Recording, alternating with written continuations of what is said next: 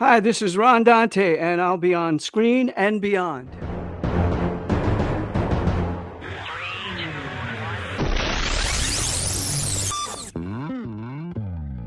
On Screen and Beyond, an inside look into the entertainment world featuring interviews with people from the movie, TV, and music industry, news on upcoming TV and DVD releases, and the rumor mill.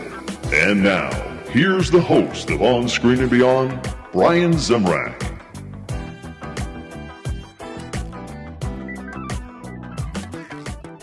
We are off on another ride into the world of entertainment. This is episode 757 of On Screen and Beyond, the show that brings you the celebrity guest each week from the movie, TV, or music industry, as well as keeping you updated on what's coming your way as far as remakes, sequels, prequels, upcoming new movies, TV and movie DVD releases, and of course, the rumor mill.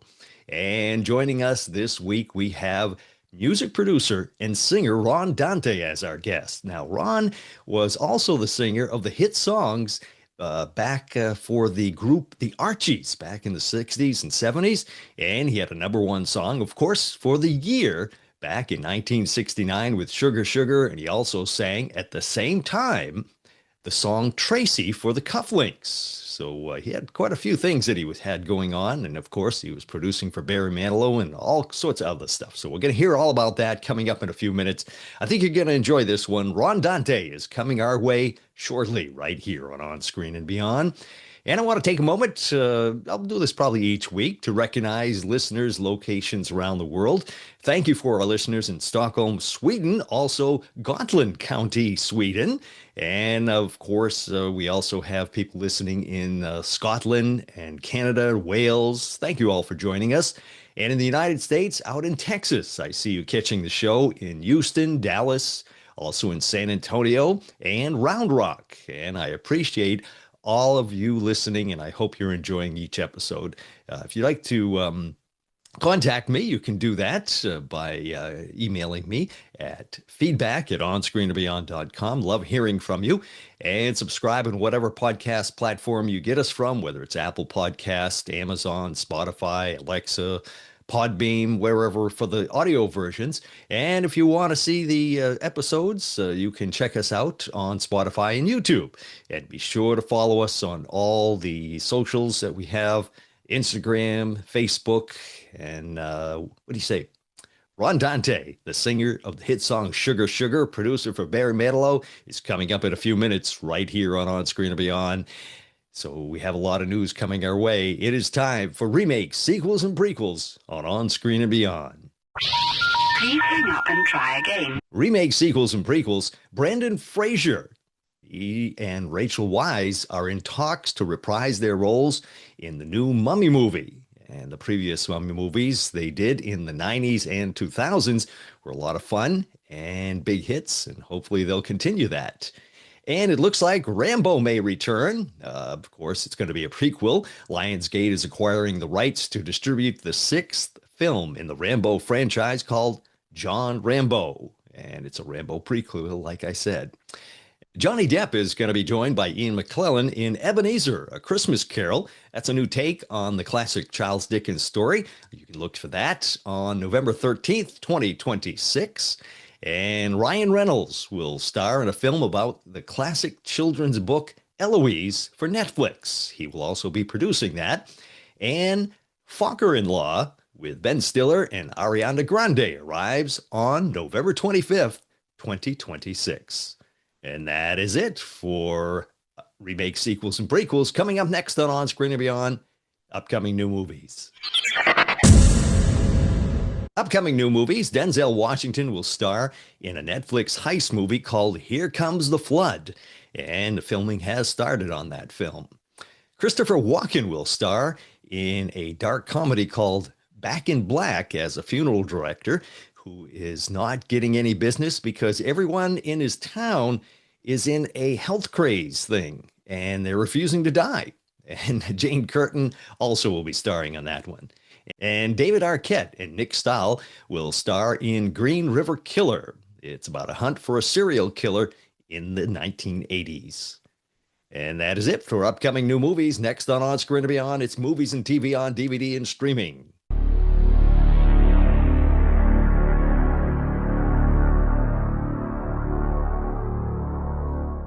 Movies and TV on DVD and streaming. The Gilded Age, the complete third season, slides onto DVD on December 2nd.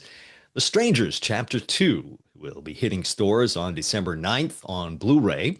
And it looks like Emma Thompson stars in Dead of Winter as it comes to DVD on December 9th. And The Black Phone slams on to DVD, 4K, and Blu-ray on December 23rd. And that's it for movies and TV on DVD and streaming. Coming up next on Screen and Beyond, it's TV and entertainment time.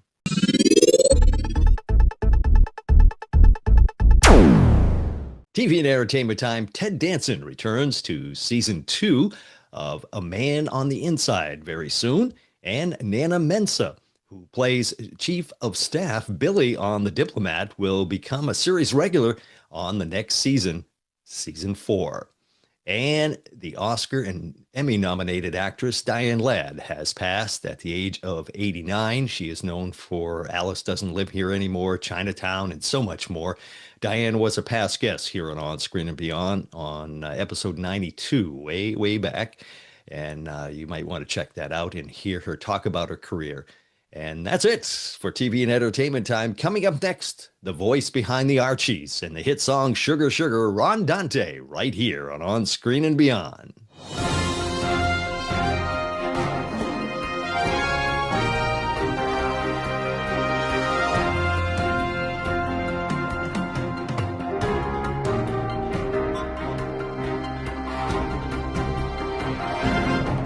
This week's guest on Screen and Beyond was a member of the group The Detergents in the 60s. He sang lead and background vocals on the hit song Tracy by the Cufflinks.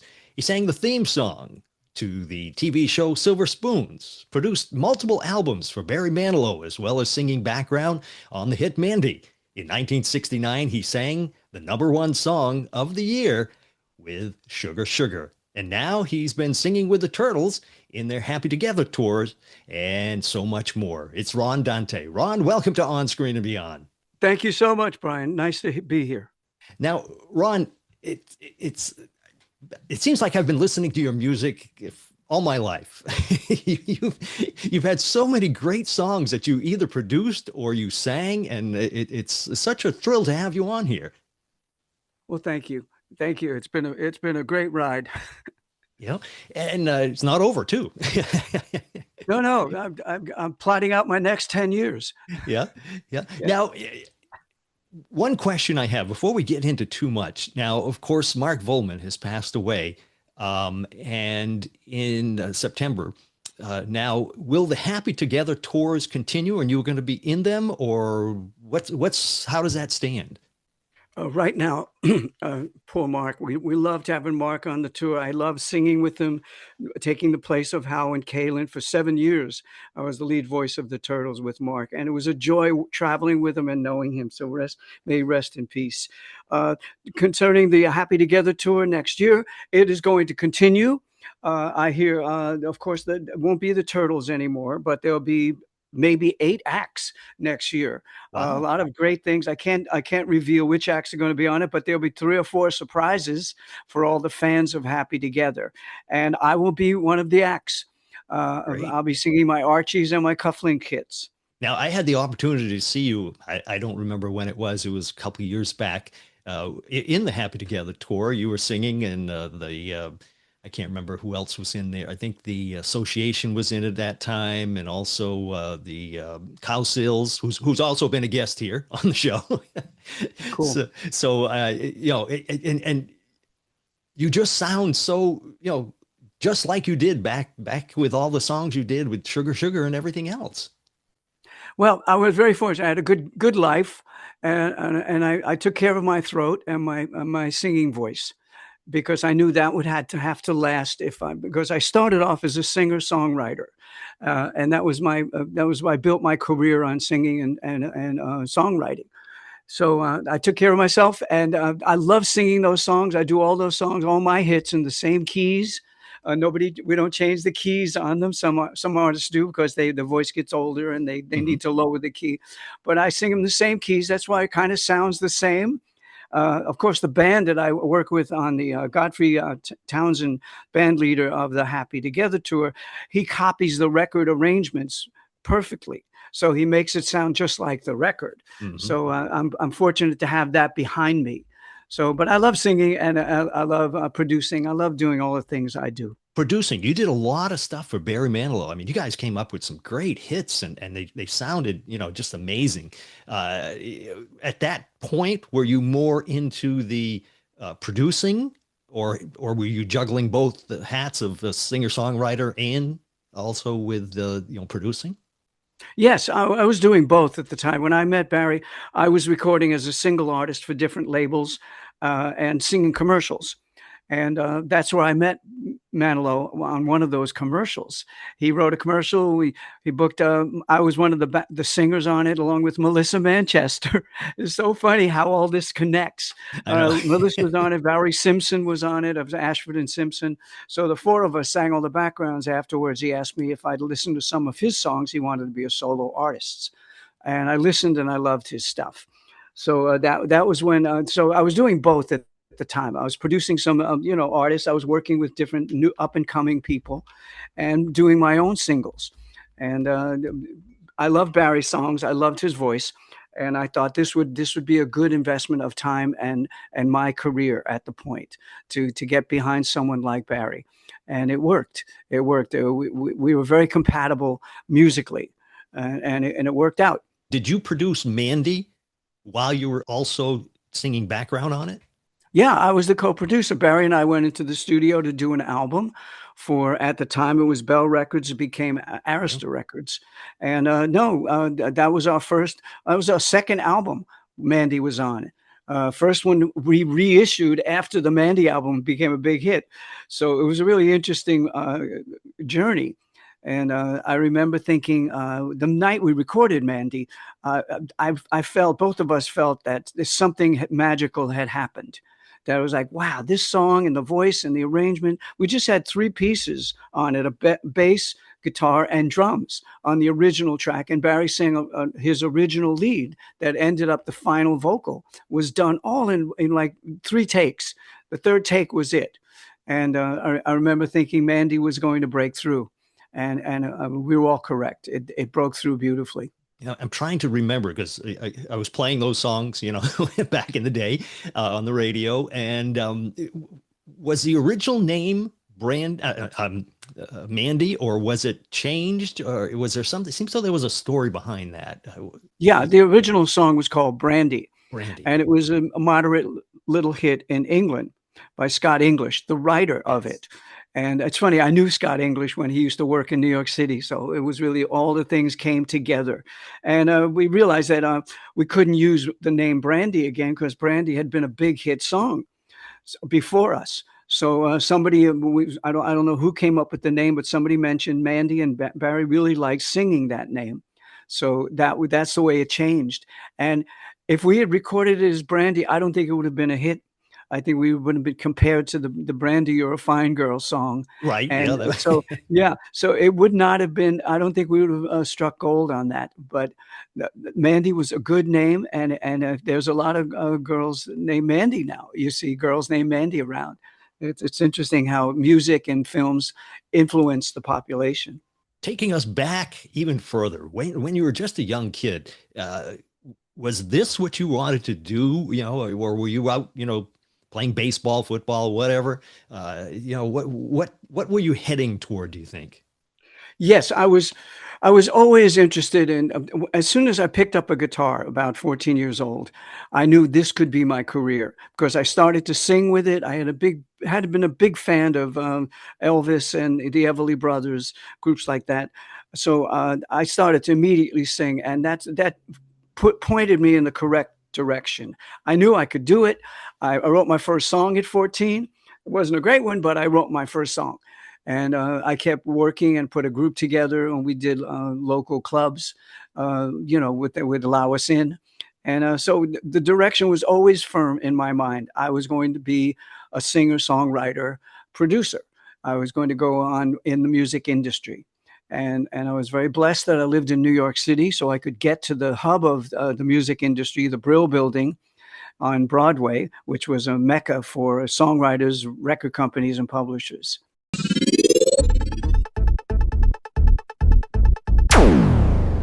Hi, this is Bill Cunningham of the Box Tops, and I'm on On-Screen and Beyond. When you were in school, were you in band and things like that, or were you just out on your own doing, getting a bunch of kids together and having bands? Yeah, I had a little band at 15, 16, but didn't do a lot. My main thing was to go in. I lived in a place called Staten Island, which is the fifth borough of New York City, and easily accessible by ferry. I could take a ferry across the bay to New York City, take a subway to the Brill Building, and try to get.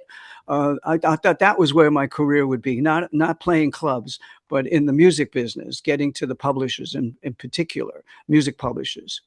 I mentioned in the intro that you were a member of the Detergents. Now, were you in the band when they had the leader of the laundromat? Yes, I was. I did the original record, Leader of the Laundromat, as a kind of a demo with my friends, fellow songwriters. I was in a publishing company with Denny Jordan and Tommy Wynn. They were two of the fellow songwriters. We were all signed to a little contract to write songs. But Danny's uncle was a famous songwriter. He had written Itsy Bitsy Teeny Weeny Yellow Polka Dot Brian Bikini, Hyland, yes. right? So he was a famous songwriter. He had this idea, crazy idea, to do a parody of Leader of the Pack, which was a fun record, big number hit for the Shangri-Las at the time. So he called Danny, said, bring Ronnie and Tommy in, and you guys do the voices on it. So I was in the original group. We toured for about a year off that one hit. We had a follow-up called 007, which was got a lot of play, but not as big as Leader of the Laundromat, which was, I consider it the first Weird Al type of record. Yes. You take parody of a record and you make a hit out of it. So that was good. Yeah, I love being in the Detergents. It got me on the Dick Clark Caravan of Stars with the Detergents, and we toured all over the country. And at 19, what a great gift to be touring on the Dick Clark Caravan of Stars with Herman's Hermits, Freddie and the Dreamers, Freddie Cannon, Little Anthony, you name it. There was a bunch of people on the tour on the bus, which was interesting. We traveled on a bus for 6 months, so it was a great time of my life. Now, was that rough? Touring that way. I mean, moving around. I don't know how you travel now with the Happy Together tour, but I mean, you were crammed onto a bus with a bunch of people, and it wasn't. I'm sure it wasn't one of these luxury buses that we have now. No, it's just upright seats, nowhere to sleep. It's a couple of regular buses, but it was fun. It was fun because when you're 19, you've never been. Never really traveled to the other states. All of a sudden, we're traveling to Texas and California, and we're traveling all over the country. So it was a lot of fun. I'd sleep in the back of the bus. There's a rack where you keep luggage up at the top of the bus, and I was big enough for me to get a sleeping bag up there and sleep. So they say, "Where's Ronnie?" And well, he's up in the rack. He's up there sleeping. It was a great time. I loved it. I loved it. It stayed a great memory. With so much talent in a bus crammed in, were you throwing ideas around of, hey, how about this song? How does this, did you get feedback from people at that time? Not that much. One instant where Freddie Cannon was going to record a song and he said, I need a B-side. So I had my guitar on the bus. So I took it out and I started to play it with Freddie Cannon. And we came up with a song called, I think, Roller Coaster Ride, something like that. It ended up being on the B-side of Where the Action Is. Great song. Yeah. Which was unbelievable, Yeah. Now, the Archies. Give us an idea of how that came about, because I mean, this was a TV show with cartoon characters, and I don't know if it was fortunate or unfortunate that you had to turn around and not be credited with that immediately. People did sooner or later realize that it was you. But how was it that you came about getting that job? Well, previously, when I was a teenager, I was signed to a publishing company called Alden Music, which was Mr. Don Kirshner's publishing company.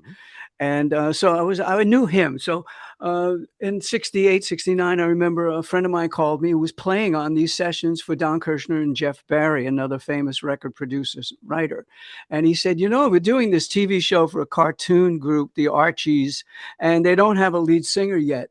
I said, well, who's doing it? He said, Don Kirshner. I said, well, I'll call. I called, and Don Kirshner said, come on over to the studio and let's see what you sound like on these tracks. So I went over to the studio, and sure enough, I sang a song called Bang Shang-a-Lang, which Yes. became the Archies' first single.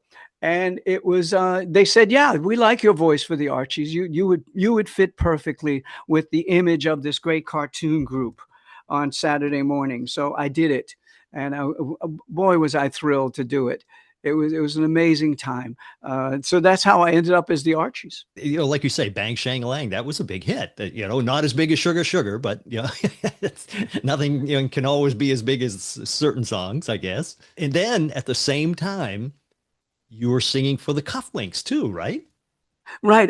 It's so funny. The Big Circle, the guys I did the leader of the laundromat for came up with this song called Tracy. And they called me in and they said, would you sing the demo on it? So they could send it out to other artists. So I sang the demo. I made up a bunch of backgrounds. I wanted it to sound like the Grassroots or the Association or even Hmm. the Turtles. A lot of bop bop bahs in the backgrounds. And they liked it so much, they took it to a record company. Record company said, oh, we'll put it out as a single. We'll just give it a name. And somebody named it the Cufflinks. And a few weeks later, I was on the radio. And a few months later, I was on the radio with both the Archies and the Cufflinks in the same hour. They would be playing two of my songs. And what a great time to hear your voice. Now, nobody really put it together because Right. I had one sound for the Archies, one vocal sound that I wanted to keep just for the Archies. And the other, the Cufflinks, was more of my real sounding voice, my more adult voice. And that's why people didn't put it together at the time. Hmm. Yeah. There's only a couple of people that have done that type of thing that I know of, anyways, that had hits with other groups, or I say groups, fake groups, but whatever, doing the lead singing on the groups like that. And so you've done a lot of hits with other groups, and it's just incredible that nobody even realized it at that point. Did that make you feel good or bad that you weren't getting the recognition? Well, Brian, at the time, I was very pleased, and I am still very pleased that I had the opportunity to sing these wonderful songs, and I took it as a gift. I was happy. I knew that my voice was all over the world at one point. Sugar Sugar was a worldwide hit. Uh, Tracy was a monster hit in England and Europe. So I was very happy about all of that. I was also what would you call a background singer. I was singing commercials at the time, so I was used to being anonymous. I said, and I'll get my shot as a solo artist at some point. Mr. Don Kirshner promised me that if the Archies was successful, a couple of year later, 2 years later, he'll do a big push for my solo album. He'll make sure I got a solo album, and he came through on all promises. But it's funny that people associate the sound and the type of songs with the group. And if you deviate from that, in my solo attempts, I went a little too grown up, I thought, or a little too esoteric. Something happened, and it didn't click with the public. But it was a good shot, and I was proud. I was proud of the album. It was called "Let Me Bring You Up." It was a very, very fine album with a song called "Let Me Bring You Up," which was a really good Jeff Barry and Andy Kim song. So I was happy with everything that happened, and one step at a time. I used to say, I'll take one step at a time, and if this didn't work, well, this is a lesson. I'll learn from this one and go on. One way or the other, you had great hits. I mean, there's just no way around it. And but you also did singing TV theme songs too. You had Silver Spoons. I don't. Yeah, I had a bunch of things I did. I did a lot of TV spots that I've forgotten because in the midst of all the recording of the Archies and the Cufflinks and my own solo albums, I was still singing commercials. And somebody would give me a theme song, I'd sing it, and I'd forget that I did it almost because I was very busy.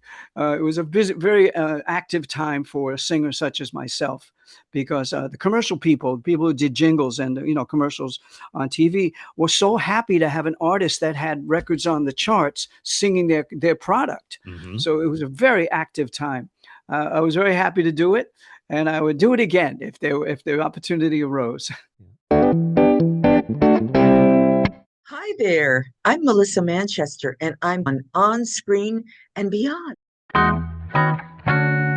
What are some of the commercials that you sang on?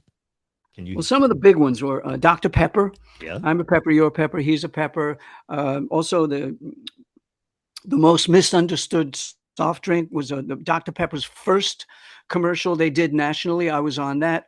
I've done Pepsi, Coke, Budweiser, American Airlines, uh, Reese's Peanut Butter Cup. Uh, I was on literally thousands of commercials, either singing lead or backgrounds. Yeah. As I knew all the jingle producers in town, and there were 3 or 4 houses, they called them houses, that did the bulk of it from the Madison Avenue accounts. So I was always working with them, and either background or lead. And there was a time when jingles really sounded great. They were his biggest hit songs. They were, yes. You deserve a break today from McDonald's is like a hit song. I sing some of my commercials in my act, and people they want to hear the whole thing. I can't just do a snippet of it. I have to do the whole song. Yeah. And in fact, Barry, I haven't, it's been years since I've seen Barry in concert, but I did see him, a long time ago. And he did a whole segment of commercials that he did in over the years. And probably some of them were with you. Some of them were definitely half of them were with me. He was a big jingle singer and writer. He wrote a couple of big hit spots, including a song for Band-Aids, which is a very cute song. But yeah, no, that was part of what we did when we first had Mandy and Barry went out on the road. He had to fill in his act. Didn't have the 18 or 20 hits that he had 5 years later. He had one hit called Mandy and a follow-up called It's a Miracle. So he had to fill it in. And I mentioned to him, maybe sing commercials in your act. He loved the idea. So that was a very high point and a fun part of his first act over the years. Yeah, it was. I can remember that, and the thing I liked about his concerts and yours too, when you were at when I saw you with the Turtles, you talk to the audience. It's not just I'm playing all the songs and then I'm done. That you get to know the people, or let the people get to know you by talking, and it was a lot of fun. And hearing, like you say, hearing those songs were just the commercials were just a riot, and it was really fun. I've always thought about my live act that I'm there for the people. If they wanted to hear just the songs, they would probably go home and play the records Right. or stream it, right? But they want to see you in person, and they want to get to know you a little bit, see what kind of man you are, what kind of person you are, the way you conduct yourselves and where you interact with the audience. So I always consider them first. And it works because the audiences are just great. They give you so much energy. I can see beneath the spotlight. I see the smiling faces when I launch into one of my hits, or if I start to sing my commercials. They all sing along. It's so funny. See an audience of thousands and thousands of people singing a Budweiser commercial or Dr. Pepper. It's a fun moment. I've mentioned this to so many different people that music artists that I've had on the show, that it must, like, and you've said it, that it must really have a good feeling for you when you see the smiles like that and the people hearing you sing like that. It's just got to be something really nice for you. It's very fresh, because every time you sing these songs, people think you get tired of singing a hit you've had for years and years. I don't, because there are people in the audience who have never heard that song sung live. So I do it as if it's the first time for me, and I bring that joy to the song and to the presentation, and I think the people catch it, and they come along for the ride. Because we mentioned Barry, because that was one of your biggest producer jobs that you did. But who are some of the other people that you produce for? I'm sure you produce for other people. Yes, it was a good time to be producing others, because it gets you out of yourself as an artist and into the production mode of caring about them and what they sound like. I worked with Cher on the Take Me Home album. It was a joy to work with Cher. She's the most lovable, professional person. just sweet, and she got along with the band. She came in early, stayed late. She was a great person to work with. I worked with Irene Cara, the girl who sang Yes. Fame. I did a beautiful album on her. She's a very, very talented girl. She could act, she could sing, she could dance. She did everything, and it was a joy to work with Irene. I produced sides and sessions for John Denver, Ray Charles. Wow. It was a lot of fun to work. I worked with a bunch of new artists over the years. I tried to give people their first shot at stardom. But the producing was like the most fun because you started with the song and the singer, and by the end you're mixing it, and you had the final control of what it sounds like. And I had my own style in producing. I worked with a great engineer named Michael DeLug, who was New York based, and he did almost all our productions together. Uh, Great ears and a big help on knowing that he could, he's there to back me up on the sound, make sure everything sounds good and everything I want comes out of that mix. So it was a lot of fun working with all these stars, of course. John Denver was a dream. He was one of the strongest singers I ever worked with. Just strong. He and Manilow have beautiful sounds and great voices. On the flip side, and I don't want names of people. This isn't that type of show, but have there ever been any people that you were producing that you could not wait until you were done with them? No names, no names. Fortunately not. Maybe one artist got a little too crazy in the studio, and it became a difficult album. But I still would have worked with them on a second album. Yeah.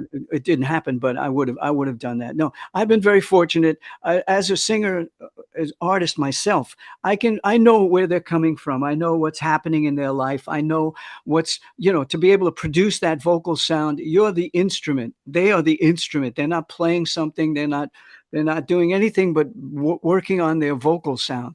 So I understand that they're a little picky about the environment that they work in.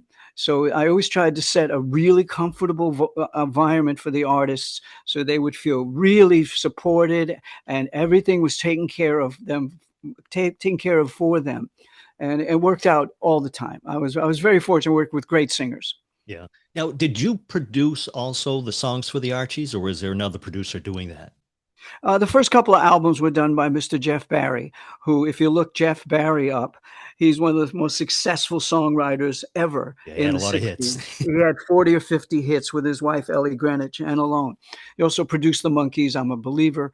He was the guy who did the first couple of albums. I took over with a friend, Richie Adams, and I did the Sunshine album. So I ended up producing the last two albums on the Archies. It was fun. Of course I knew the material, back and forth. I knew where we were going with the songs, and how the TV show was still on after 3 years, 4 years. It was amazing. It was a big success. It was the number one Saturday morning cartoon show, Hmm. many years in a row. Yeah. Oh, yeah. Yeah. That was a big one. And nowadays they don't have anything for kids on Saturday mornings, but or Yeah. at least that type of cartoon thing. But yeah, it's and now I understand you also did some Broadway stuff. Yes, I always wanted. I worked in the area of the Brill Building, which is 48th Street and Broadway. It's the mecca of Broadway shows. So as a young teenager, I would stop in and see a musical here or there, see a drama. I always was interested in Broadway. I thought what a great place to put a musical. Musicals were my favorite. So a friend of mine came up with the idea that I should get involved in a show at a party. He said, "I'm doing a show called The Mighty Gents, and it's a drama about a black street gang who sing songs on a corner but have lives that are in turmoil." I said, "I love that idea." I read the script and I became a third producer of it with the Schuberts, and it was a wonderful experience. It didn't do well, but I loved the experience. So the next show that came along was called Ain't Misbehavin', which was Big one. based on the music of Fats Waller. And I love his music. Amos Behavin', all these great songs he wrote. So I got involved as a producer in that, and that won the Tony for Best Musical. And so I stayed with it. I met a guy named Emmanuel Eisenberg, who was an old friend of mine. and we did about 12 shows together with other investors. But it was a wonderful experience. We ended up doing a show called Children of a Lesser God, which became a great movie with Marley Matlin.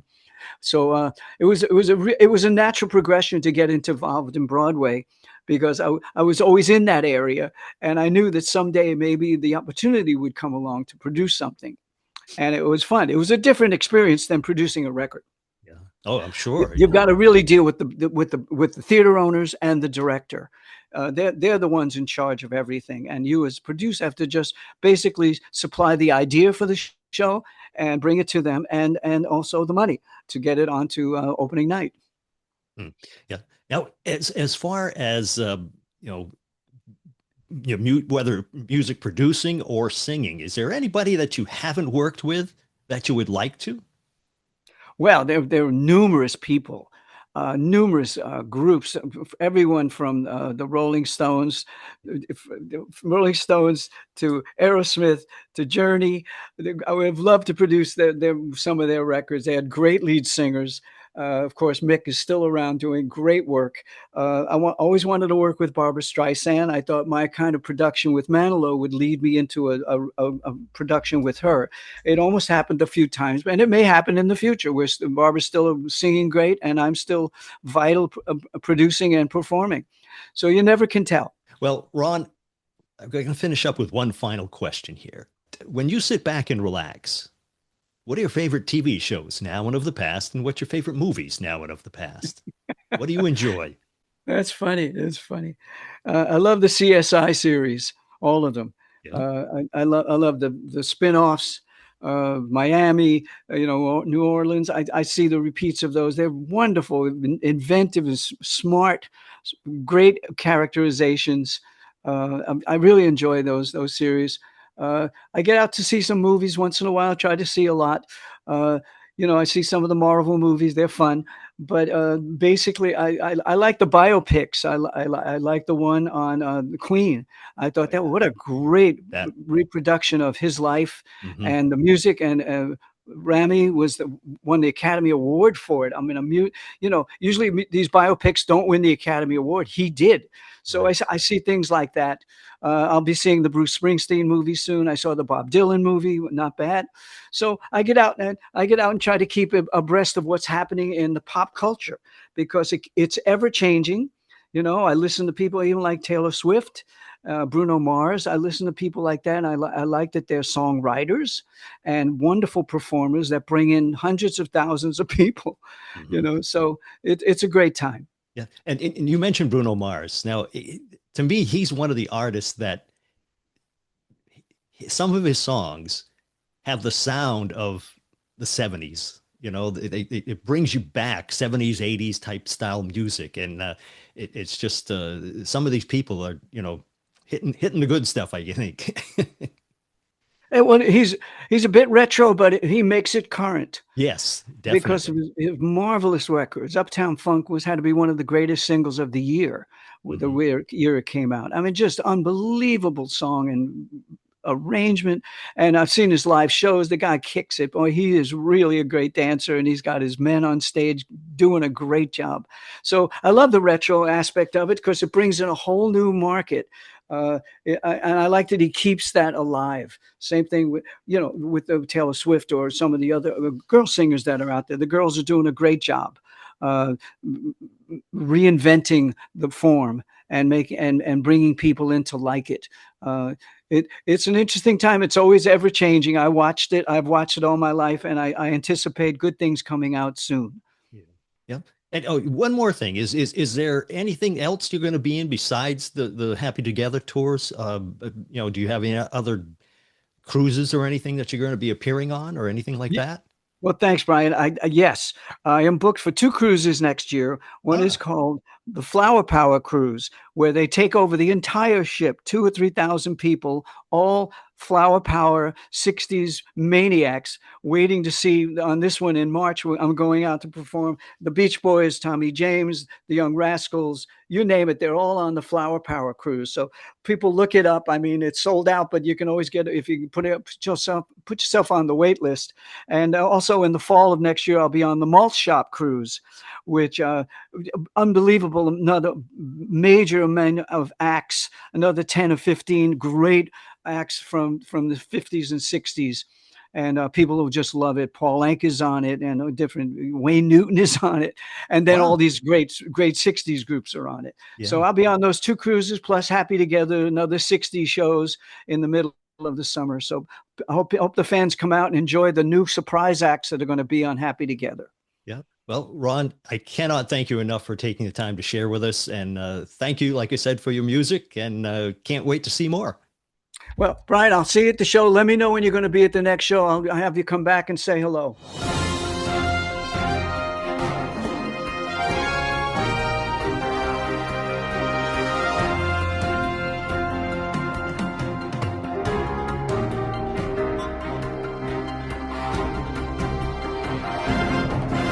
And I hope you enjoyed that chat with Ron Dante, the man who brought us so many musical hits, everything from singing lead on Sugar Sugar, also Bang Shang Lang, and all those things with the Archies, Tracy, and producing for Barry Manilow, backup singing on Mandy, just a lot of stuff he's done.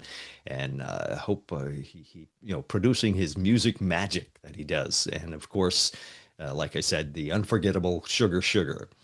And I hope you all have a great week. Please subscribe to us on YouTube, Spotify, Apple Podcasts, wherever you get your podcast. And be sure to tell a friend so they too can enjoy some of their favorite TV, movie, and music stars as they share their stories, projects, and everything else with us here each week on Screen and Beyond. And that's it. That's a wrap for this episode of On Screen and Beyond. So until next time, when we once again take you on screen and beyond, I'm Brian Zemrak. Take care.